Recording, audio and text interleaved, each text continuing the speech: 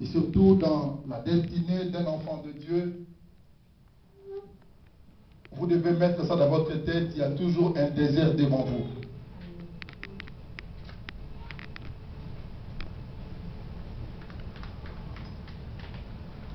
Le désert, c'est une zone de terre stérile où nous connaissons bien, on ne peut rien faire dans le désert.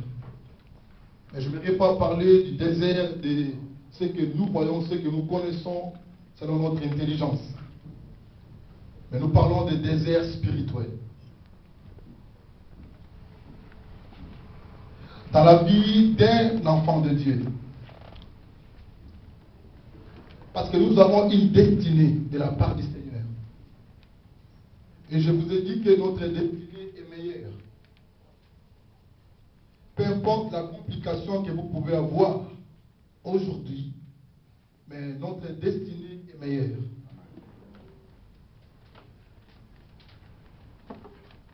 Ce que Dieu a déjà écrit pour la vie de chacun de nous, et personne ne peut ôter ou bien enlever cela. Le thème de dimanche passé, c'était « Ne détruis pas mon destin ». Amen. Amen. Et je vous ai parlé, la chose qui vient pour détruire notre destin, c'est le péché. Je parlais de Joseph. Dieu a montré à Joseph son destin. Et dans la maison de Potiphar, vous voyez comment le diable s'est introduit dans la femme de Potiphar pour détruire le destin de Joseph. Je vais ajouter dans le thème que nous avons commencé avec vous dimanche passé, mais aujourd'hui je parlais sous thème dans le désert. Et nous allons prier. La Bible nous parle ici dans Exode chapitre 13. Juste nous prenons verset 17. Exode, deuxième livre de la Bible, écrit par l'homme de Dieu, l'homme puissant, Moïse. Lorsque Pharaon laissa, Exode 13, 17, lorsque Pharaon laissa aller le peuple, Dieu ne le conduisit point par le chemin du pays des Philistins. Quoique le plus proche, car Dieu dit, le peuple pourrait se repentir en voyant la guerre et détourner en Égypte. Amen. Amen. Le Seigneur a rencontré Moïse. Si nous voulons aussi parler un petit peu de la vie de Moïse, le destin de Moïse, comme je vous ai dit le dimanche passé, notre destin dépend de celui qui nous a créés. À l'époque de Moïse, lorsque Moïse était né en Égypte. Mais comme Dieu a déjà écrit son destin, et personne, ni Pharaon, ni Potiphar, ni les autres, ne pourra détruire détruire le destin de Moïse. Parce que Dieu, dans son destin, il a déjà écrit la vie de Moïse, c'est lui qui sera le libérateur de son peuple. Vous voyez, quand vous regardez lorsque Moïse était né, les femmes sages qui étaient là, elles ont gardé Moïse pour ne pas tuer par rapport à la loi où Pharaon avait mis dans Égypte. Que lorsque une femme hébreu va donner une naissance à un garçon, vous devez les tuer. Mais parmi certains garçons qui étaient nés à la même époque avec Moïse, il y avait quand même certains garçons des Hébreux qui étaient décédés. Mais comme dans le plan de Dieu, comme je vous ai dit dans Psaume 139, verset 16, lorsque j'étais encore une masse informe, que Dieu me voyait. Et sur ton livre, il y a tout inscrit, les jours de ma vie sur la terre. Moïse, il est allé cacher. Sa mère, elle est allée cacher Moïse tout près de la rivière. Et à tel point que la fille de Pharaon venait aussi prendre soin de Moïse et aller amener Moïse dans la maison de son père Pharaon. Tout cela, mes chers amis, c'est le destin de Dieu est en train d'accomplir dans la vie de Moïse. Et Moïse est devenu grand, Dieu a appelé Moïse. Dieu a rencontré avec Moïse, il a dit, tu vas aller libérer mon peuple. Le peuple était dans la joie d'entendre que Moïse est venu dire que notre Dieu, les dieux de nos pères, de nos ancêtres, Abraham, Isaac et Jacob, m'a envoyé vers vous pour vous libérer. Les peuples ont demandé, mais comment il s'appelle notre Dieu là? Il a dit, il s'appelle Jésus. Les peuples ont accepté. Écoutez, quand Dieu a envoyé Moïse, Dieu n'a pas dit à Moïse, tu parleras au peuple d'Israël. Lorsque je vais vous délivrer en Égypte, vous passerez par le chemin des déserts. Dieu n'a pas parlé ça. Il a envoyé seulement Moïse pour dire que va dire à mon peuple, je vais les délivrer pour aller me servir. Alléluia. Alléluia. Amen. Nous avons une bonne destinée devant nous. Mais je voudrais amener le peuple de Dieu. Je parle surtout le peuple de Dieu.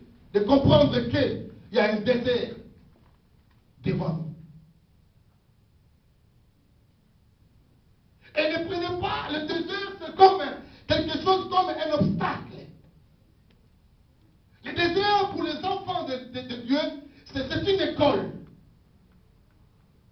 C'est une formation de Dieu. Alléluia. Amen. Vous pouvez écrire si vous voulez. Le désert, c'est une formation de Dieu. C'est une école de l'Éternel. Où tout enfant de Dieu va passer par là. La Bible dit lorsque Pharaon a libéré le peuple d'Israël, l'Éternel, Dieu ne le conduisit point par les chemins du pays des Philistins qui était plus proche pour arriver dans le pays de Canaan. Mais le Seigneur a mené son peuple plus loin pour passer encore 40 ans dans le désert. Pour former son peuple.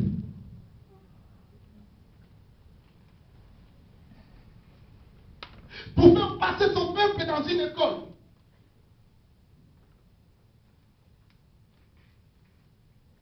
Parce qu'après avoir passé à la formation, c'est là où nous allons recevoir tout ce que le Seigneur a gardé pour nous. Aucun homme de Dieu dans la Bible, je pense qu'à part Enoch, la Bible dit qu'Enoch était enlevé. La Bible n'a pas parlé beaucoup d'Enoch. Mais si nous regardons à partir depuis Abraham jusqu'aux apôtres, nous allons regarder, même si le Seigneur, lorsque le Seigneur appelle quelqu'un, même si le Seigneur il marche avec la personne, mais cette personne-là va toujours passer par un désert. Donc c'est une manière c'est une façon de Dieu de travailler avec son peuple. Le désert. Ne prenez pas le désert, c'est comme quelque chose où vous trouvez vraiment que non, ça ne va pas, je vais retourner là où j'étais. Le désert, c'est une formation de l'Éternel. Pour que nous puissions avoir des mythes.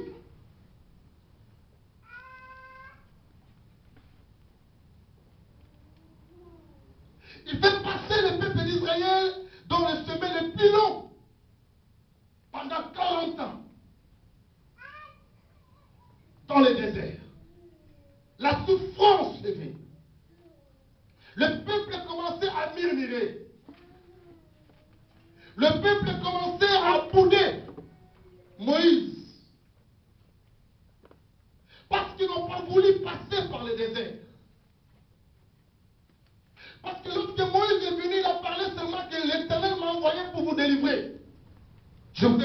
Joseph dimanche passé. Quand Dieu a montré le destin de Joseph, il a vu seulement la gerbe qui était prosternée devant lui. Mais Joseph n'a pas vu la prison. Alléluia. Dieu n'a pas montré à Joseph que un jour tu seras vendu et tu seras jeté dans la prison. Et après la prison, je vais te délivrer, je te ferai grand. Dieu a montré seulement la gloire. Alléluia. Mais je voudrais dire à l'église, il n'y a aucune gloire qui vient de la part de l'Éternel sans passer par les déserts. Alléluia. Aucune gloire qui vient de la part de l'Éternel sans le désert. Vous ne trouverez pas dans la Bible.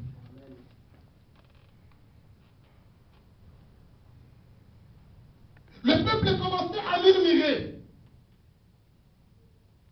Et je vais dire à une personne, c'est cet après-midi. Parce que vous avez entendu dimanche passé, votre destinée est meilleure.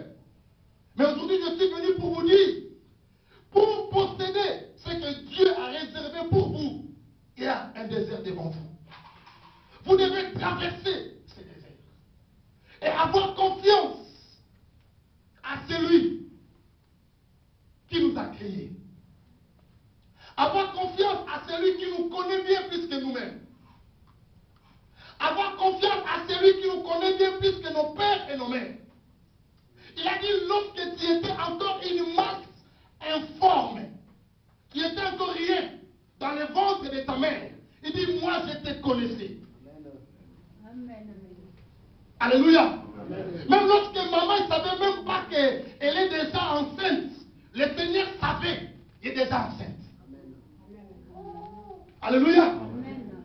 Les déserts, c'est tout à fait normal dans la vie de tout et chacun de nous. Ça peut être aussi les insultes des gens. Dans la vie d'un enfant de Dieu, mes chers amis, on peut prendre les déserts dans beaucoup de sortes. Ce que vous traversez maintenant, peut-être les moments de chômage que vous traversez, ça peut être un désert pour vous. Les moments de célibat que vous traversez, ça peut être un désert pour vous. Parce qu'il y a quelque chose de bon que Dieu a préparé pour vous demain. Et vous ne pouvez pas tricher. Vous devez passer par le désert. C'est le plan de Dieu pour ses enfants. Alléluia. C'est le plan de Dieu pour ses enfants. Il n'y a pas de choix dans le chemin du Seigneur. Nous devons tous passer par là.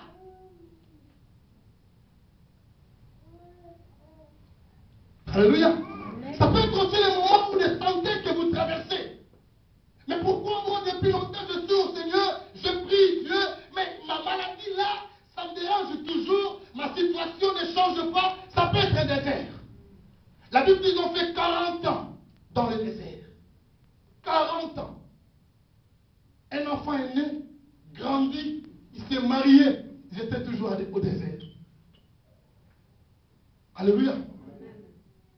Mais comme celui qui a dit que je serai avec vous, je vais vous amener jusque dans le pays de Canaan. C'est là où coule le lait et le miel. C'est là où vous allez résider. Celui qui a dit, il est Dieu. Amen. Quel que soit l'obstacle devant, quel que soit ce que nous appelons obstacle, des fois les gens appellent le désert comme obstacle, mais à certaines personnes qui ont compris le Seigneur, le désert, c'est une opportunité. Alléluia. Des moments où nous sommes en train de traverser, c'est une opportunité pour toi. Après cette circonstance, tu seras assis dans la gloire, dans l'honneur, pour la gloire du Seigneur Jésus-Christ. Parce qu'il a dit que notre destin est meilleur. C'est lui qui a fait ça.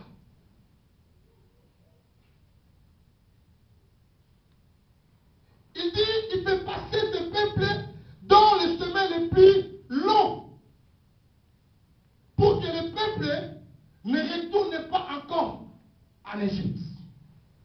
Parce que dans le chemin des Philistins, Il dit que dès que je le fais traverser ces chemins des Philistins, il y aura la guerre. Lorsqu'il y aura la guerre là-bas, les peuples vont se repentir encore et retourner encore là en Égypte. Comment le Seigneur, le Créateur, protège son peuple et il connaît les guerres de son peuple. Parce qu'il est au nom de Dieu. Il dit si je vais passer au chemin des Philistins, ils vont se repentir. Ils vont retourner encore en Égypte. C'est-à-dire que si des fois certaines choses attardent encore, soyez tranquille. Continue la marche avec lui, parce qu'il nous connaît bien plus que nous-mêmes. La Bible dit il sonde nos cœurs et nos reins. Dès que nous sommes ici, il connaît la pensée qui passe, qui traverse maintenant le cœur de chacun de nous. Ou notre cerveau. Il connaît ce que vous pensez maintenant. Chaque seconde, il sait ce que nous pensons. Parce que notre vie est entre le paume de ses mains. Alléluia. Le désert, c'est normal dans la vie de tout chacun de nous. C'est tout à fait normal. Vous devez accepter le désert. C'est l'école du Seigneur. Quels que soient les moments où vous traversez, mais acceptez cela. Je vous ai dit, si Dieu a permis d'être ici en Suisse, et quelle est la chose que Dieu n'arrivera pas à nous donner? Si lui a permis ça, de mettre nos pieds ici en Suisse, s'il a permis d'accepter que maman Ado se marie, maintenant quelle est la chose qu'il ne peut pas nous donner? S'il a permis de nous amener jusqu'ici, mais quelle est maintenant la chose que vous trouvez que ça Dieu ne peut pas? Amen. Alléluia. Amen. Mes chers amis, traversons le désert ensemble avec le Seigneur. Parce que la Bible dit, si vous lisez, verset 21 dit, l'Éternel allait devant eux le jour dans une nuée, dans une colonne de nuée qui les guide dans le chemin. Et la nuit, dans une colonne de feu pour les éclairer, afin qu'ils marchassent jour et nuit. Il était là. Il était là, le Seigneur. Dans le désert, il était là. Le peuple voyait les signes. Dieu fait voir ces signes pour dire que je suis avec toi. Même si tu vois un peu ta vie, t'attends un petit peu, mais je te montre quelque chose pour montrer que je suis avec toi. Amen. Je parlais avec vous dimanche. Joseph, lorsqu'il était vendu, mais il pouvait dire aussi que le Seigneur, quand est-ce que les rêves ou la vision qui va montrer, ça va s'accomplir? Arrivé en Égypte, directement un esclave, mais dans la maison des rois, d'un premier ministre, Potiphar. C'était des signes, des indices du Seigneur, pour dire que Joseph, malgré que tu étais vendu, mais je suis avec toi. Le peuple marchait le jour. Il y avait la colonne de nuée qui était au-dessus d'eux, pour dire que voilà, il est là avec nous. Alléluia. Il est là, mes chers amis. Même si vous ne voyez rien, même si on a prié pour vous, on dirait que vous ne voyez rien. Mais sache qu'il est là. Amen. Amen. Des fois, il parle en silence, mais il est là. Parce qu'il est Dieu, mes chers amis. Mais pour montrer à son peuple, la nuit, les gens voyaient une colonne de feu. Comme au Congo, il y avait notre drapeau là au Congo, il y avait un flambeau. Flambeau comme ça. Pour voir donc ce flambeau-là était là. Les gens, tout le monde voyait. Regardez le feu. Donc quand il marchait, le feu aussi marchait. Il suivait les pas du feu de l'Éternel, qui était Dieu. C'est lui qui tient nos vies, mes chers amis. Le désert, c'est tout à fait normal. Quelles que soient les circonstances que vous traversez, le Seigneur est en contrôle de toutes choses. Amen. Alléluia. Amen. Il est en contrôle de toutes choses. Lorsque nous dormons, il voit. Lorsque nous marchons, il est là, il voit. Les moments où tu pries dans ta chambre, il est là, il te voit, il t'écoute. Il est là avec toi. Je voudrais encore t'assurer que notre destinée est meilleur. Mais nous devons comprendre que le Seigneur bénit ses enfants en traversant toujours le désert. Ce que tu traverses là, c'est un désert seulement. Alléluia. C'est un désert. Et le désert, c'est une opportunité pour nous. Écoutez, mes chers amis, je vais juste finir pour prier. Parlons un peu de David.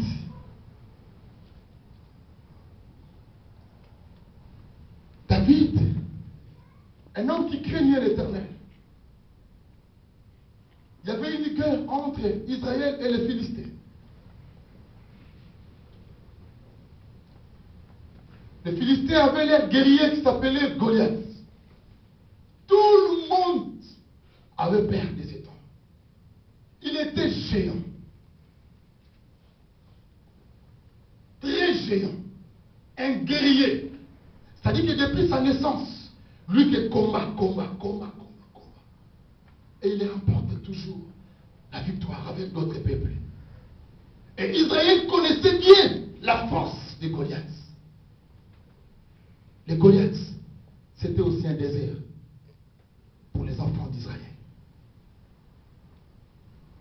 Mais à celui qui comprend, comme David, lorsqu'il est venu, il a vu Goliath devant eux. Il a dit, mais il a diminué Goliath. Pourquoi? Parce qu'il savait, dans ce Goliath-là, c'est une opportunité pour moi. Les déserts, c'est une opportunité. Dieu a élevé Josué. C'était où? Dans les déserts. Il n'y a aucune élévation. Mes chers amis, écoutez-moi, serviteurs de Dieu. Il n'y a aucune élévation de la part de Dieu sans le désert. Aucune. Il n'y a aucune élévation sans le désert. Josué, après avoir traversé le désert avec son maître Moïse, il a vécu certaines choses incroyables. Où certaines personnes sont mortes à cause des murmures, à cause des peurs. Mais Josué était attaché à son maître Moïse. À tel point que le Seigneur a dit, consacre-moi Josué. C'est lui qui amènera ce peuple jusqu'à le pays promis. David, il regardait, il tournait vers le roi. À cette époque, c'était Saoul. Il dit, roi, celui qui va tuer cet homme-là, cet incirconcis-là, celui qui va le tuer, qu'est-ce que tu vas lui donner? Écoutez, lorsque les gens étaient en train de reculer, les gens avaient peur de ce Goliath, un homme guerrier. Mais pour un homme qui a déjà expérimenté le désert, il dit, mais ça c'est une opportunité pour moi. Oh, je serai élevé ici. Je ne vais pas que cet homme est là, je serai élevé. Et c'est un peu de voir des choses un peu différentes. Alléluia. Amen. Lorsque les gens, tout le monde pleure ici, les papiers c'est difficile, les mariages c'est difficile, enlevez tous ces mots-là dans notre bouche. Là où il y a difficile pour les autres, ça sera facile pour toi. Amen. Oh, on dirait que vous ne me comprenez pas.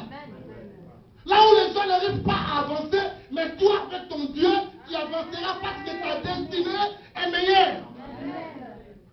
Il dit, roi, qu'est-ce que tu vas lui donner? Celui qui va battre cet homme. Le roi dit, j'ai une fille ici, très belle fille. Elle est ma fille d'abord. Très belle fille. Elle est là. Personne ne l'a touchée. Elle est là. David a dit, oh, c'est vrai, une fille. Regarde, montre-moi cette fille-là. Elle est là, très belle. Hey, cet homme-là, je vais le battre. Et David, il disait, il voyait que ça, c'est pour moi, opportunité. Il a dit, toi, incirconcis. Toi, incirconcis. Tu te lèves contre nous. Contre les dieux d'Israël. Écoutez, attends, tu vas voir. C'était le désert pour David.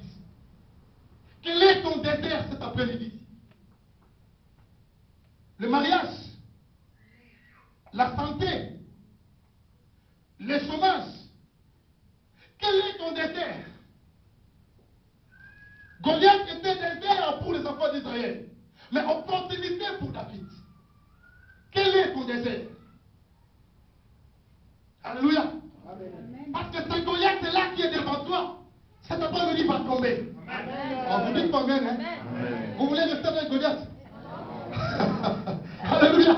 Cet après-midi, ce Goliath-là va tomber. Il va tomber.